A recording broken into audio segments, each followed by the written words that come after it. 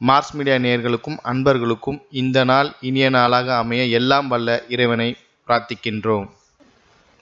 இந்த சேனல் உங்களுக்கு பிடிச்சிருந்தா மறக்காம சப்ஸ்கிரைப் பண்ணுங்க, ஷேர் பண்ணுங்க, லைக் பண்ணுங்க, கமெண்ட் பண்ணுங்க. எனதுரிமை கும்பராசி நேயர்களே, இந்த அருமையான வீடியோ பதிவில் நம்ம என்ன பார்க்க போறோம் அப்படின்னா, நிகழும் மங்களகரமான குரோதி வருடம் மார்கழி மாத ராசி பலன். இந்த மார்கழி மாதம் எந்தெந்த கிரகங்கள் உங்களுக்கு அற்புதமாக நன்மை செய்ய போகிறது, எந்தெந்த கிரகங்களின் மூலமாக நீங்க கவனமாக இருக்க வேண்டும், பரிகாரமாக என்ன செய்தால் வெற்றி என்பதை பற்றி தெளிவாக பார்க்க போகிறோம்.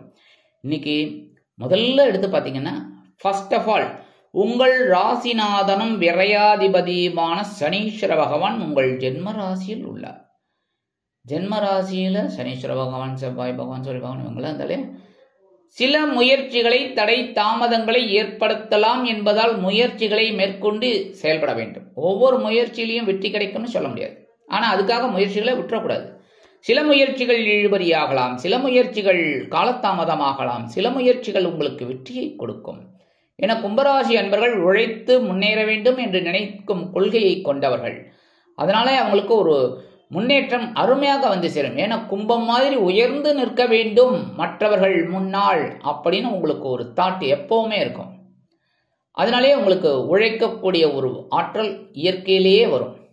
உடல் ஆரோக்கியத்தில் சிறப்பக்கறை எடுத்துக்கொள்ளுங்கள். உத்தியோகத்தில் வேலை பளு இருக்கலாம் என்பதால் ஒவ்வொரு விஷயத்திலும் நுணுக்கமான அறிவு தேவைப்படும். தொழில் வியாபாரத்தில் கவனமாக கூட்டாளிகளையும் அனைவரையும் அரவணைத்து செல்வது நல்லது. அடுத்தபடியாக 2-11 கூடிய அதிபதி குரு பகவான் சுகஸ்தானமாகிய 4ஆம் இடத்துல இருக்கார். கைந்திரஸ்தானம் இருந்தாலும் பரவாயில்லை, ஆனா வக்ரகதியில் இருக்கார். ஸோ எல்லா விஷயத்திலையும் கொஞ்சம் கவனமா இருக்கணும். இந்த வெளியூர் அல்லது வெளிநாட்டு பயணங்கள், உறவினர்கள், இந்த விஷயத்துல எல்லாம் கொஞ்சம் அக்கறை எடுத்துக்கிறது, கவனம் எடுத்துக்கிறது ரொம்ப விசேஷம். தனவரவு தாமதப்பட்டாலும் இறுதியில் உங்களுக்கு கண்டிப்பாக வந்து சேர்ந்து உங்களது தேவைகளை பூர்த்தி செய்யும் விதத்தில் அமையும். அடுத்தபடியா குருவோட பார்வைன்னு பார்த்தீங்கன்னா உங்க அஷ்டம ராசியை பார்க்குறார், 5ஆம் பார்வை. ஸோ உடல் ஆரோக்கியம் ஓரளவுக்கு சில பிரச்சனைகள் இருந்தாலும் ஒரு வெற்றியை கொடுக்கும். உடல் ஆரோக்கியம் சிறடையும். அதேமாரி வீண் பழி, அவமானங்கள் இதெல்லாம் கண்டிப்பா மறையும். அடுத்தபடியாக 7ஆம் பார்வை உங்க ஜீவனஸ்தானத்தை பார்க்குறார். ஜீவனத்திற்கு குறைவில்லை. ஏன்னா குரு பகவான் சுப கிரகம், சுப பார்வை. ஸோ 10ஆம் இடத்துல விழுறதுனால ஜீவனம் விருத்தி அடையும். ஜீவனத்திற்கு எந்தவித குறையும் இல்லை. அடுத்தபடியா 9ஆம் பார்வை உங்களோட விரயஸ்தானத்தை பார்க்கிறார். ஸோ திடீர்னு ஏதாவது செலவுகள் வந்து சேரலாம், சுப செலவுகளாகவும் இருக்கும். அடுத்தபடியா 3-10 கூடிய அதிபதி செவ்வாய் பகவான் 6ஆம் இடத்துல இருக்கிறது ரொம்ப விசேஷம்.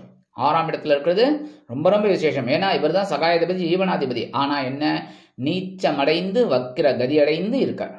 ஸோ எல்லா விஷயத்திலும் முயற்சிகளில் கவனமா இருக்கணும், உத்தியோகத்தில் கவனமா இருக்கணும், தொழில் யோகத்தில் கவனமா இருக்கணும், எடுக்கிற காரியங்களில் கவனமா இருக்கணும், முக்கியமா பேசுற வார்த்தைகளில் கவனமா இருக்கணும். சரியா? எடுத்தோம் கவிழ்த்தோம் அப்படின்னு பேசப்படாது. இருந்தாலும் சீருடை பணியாளர்களாகிய காவல், இராணுவம், தீயணைப்புத்துறை, மருத்துவத்துறையில் வேலை பார்க்கும் அன்பர்களுக்கு எதிர்பார்க்கும் இடமாற்றம், பதவி மாற்றம், பதவி உயர்வு, சம்பள உயர்வு சற்று காலதாமதமாகி பிறகு நிறைவேறும். அடுத்தபடி 5-8 கூடிய அதிபதி புதன். இந்த புத பகவான் உங்களுக்கு யாருன்னு பார்த்தீங்கன்னா பஞ்சமாதிபதி, அஷ்டமாதிபதி. இவர் எங்க இருக்காருன்னா பார்த்தீங்கன்னா ஜீவனஸ்தானமாக்கிய 10ஆம் இடத்துல இருக்கார். மாத ஆரம்பத்தில் பரபரப்பா இருப்பீங்க, உத்தியோகத்தில் சிறப்பா ஒரு சூழ்நிலை. ஏன்னா அறிவுத்திறன் விருத்தி ஆகும். புதன் 10ஆம் இடத்துல இருக்கிறது ஓரளவுக்கு நன்மை கொடுக்கக்கூடிய ஒரு இடம். என்னன்னா உத்தியோகத்தில் கொஞ்சம் பொறுப்பா இருப்பீங்க, சிறப்பான ஒரு வெற்றி உங்களை தேடி வரும். அதே மாதிரி தொழில் வியாபாரம் கேட்கவே வேண்டாம். ஆனால் உங்களோட தொழில் பரபரப்பா இருப்பீங்க. ஏன்னா லாபம் வரணும், லாபம் வந்தால் தான் கரெக்ட். அதனால அந்த மாதிரி ஒர்க் பண்ணுவேன், அதுக்கு உண்டான ஒரு வெற்றி உங்களை தேடி வரும். உடல் ஆரோக்கியத்தில் கொஞ்சம் கவனமா இருக்கும். சரியா? 1-1-2025 முதல் இந்த புத பகவான் எங்க வரப்போறான்னு பார்த்தீங்கன்னா உங்களோட லாப ராசியில வந்துடப்போறார். லாபஸ்தானம் ரொம்ப அற்புதம். 11ஆம் இடம். ஏன்னா உத்தியோகத்துல தொழில் வியாபாரத்துல பரபரப்பா இருந்தீங்களா, அதுக்கு உண்டான உயர்வுகள் வர வேண்டாமா? கண்டிப்பா ஒரு உயர்வுகள் உங்களை தேடி வரும் உத்தியோகத்தில். அதேபோல் தொழில் வியாபாரம் லாபகரமாக செல்லும். கல்வி பயிலும் மாணவிகள் கல்வியில் அற்புதமான ஒரு முன்னேற்றத்தை காண்பார்கள். ஏனெனில் சூரிய பகவான் இணைந்து புதாதித்ய யோகத்தை கொடுப்பதால் அருமையாக அந்த குழந்தைகள் நல்லா படிக்கக்கூடிய ஒரு வாய்ப்புகள் அவர்களை தேடி வரும். அதேமாரி விளையாட்டுத் துறையில் இருக்கும் அன்பர்கள், இந்த குழந்தைகள் நல்ல சாதனை புரிவார்கள்.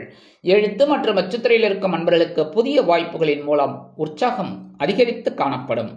4-9 கூடிய அதிபதி சுக்கிர பகவான். இந்த சுக்கிர பகவான் உங்களுக்கு சூப்பர் இந்த கும்பராசிக்கு. ஏன் அப்படின்னா சுகாதிபதி, பாக்யாதிபதி. சுகங்கள் 1000 இருக்கலாங்க, ஆனா பாக்கியம் வேணும். பாக்கியம்ங்கிறது அனுபவிக்கிறது. பாத்தியதைன்னு சொல்லுவதில் பாக்கியம் வேணும். ஏன் அப்படின்னா இப்போ உங்களுக்கு நிறைய வீடு சொந்தமாகவே இருக்குது, 4-5 வீடு. ஆனால் நீங்கள் வாடகை வீட்டில் இருந்தீங்கன்னா அந்த சுகத்தை அனுபவிக்கலையே. ஸோ இந்த சுக்கிரன் உங்களுக்கு பார்த்தீங்கன்னா சுகாதிபதி, பாக்யாதிபதி.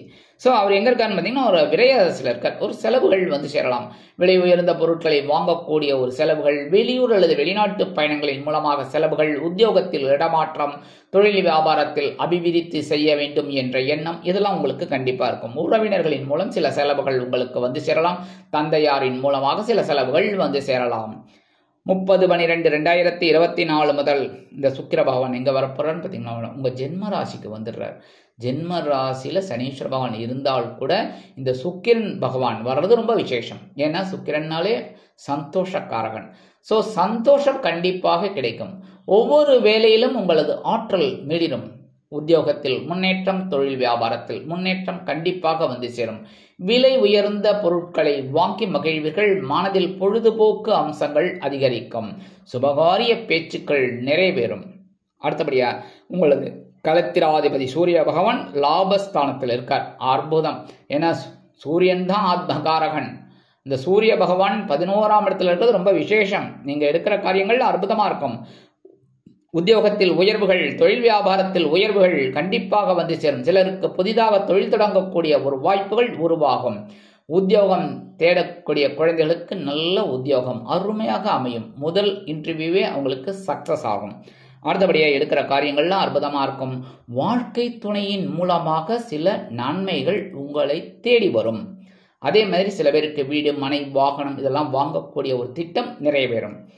சாயா கிரகம் என்று அழைக்கப்படக்கூடிய ராகு பகவான் தனவாக்கு குடும்பஸ்தானமாகிய 2ஆம் இடத்திலும், ஞானகாரகன் என்று அழைக்கப்படக்கூடிய கேது பகவான் உங்களது அஷ்டம ராசியிலும் உள்ளார்கள்.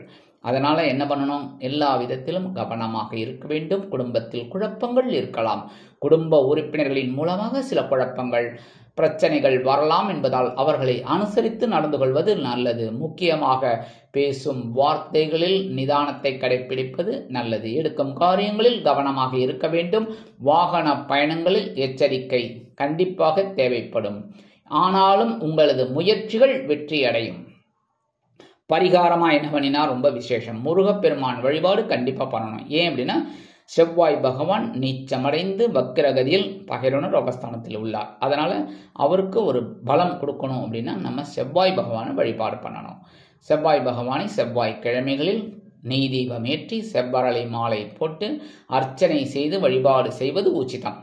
அடுத்தபடியா நவ கிரகங்களில் உள்ள குரு பகவானிற்கு வியாழக்கிழமைகளில் நெய் தீபம் ஏற்றி குரு பகவான் காயத்ரி சொல்லி வருவது மிகவும் நல்லது. அதே மாதிரி நவ கிரகங்களில் உள்ள ஆயுள் காரகர் என்று அழைக்கப்படக்கூடிய சனீஸ்வர பகவானிற்கு சனிக்கிழமைகளில் எல் தீபம் ஏற்றி சனி பகவான் காயத்ரி சொல்லி வருவது சந்தோஷத்தை அள்ளித்தரும்.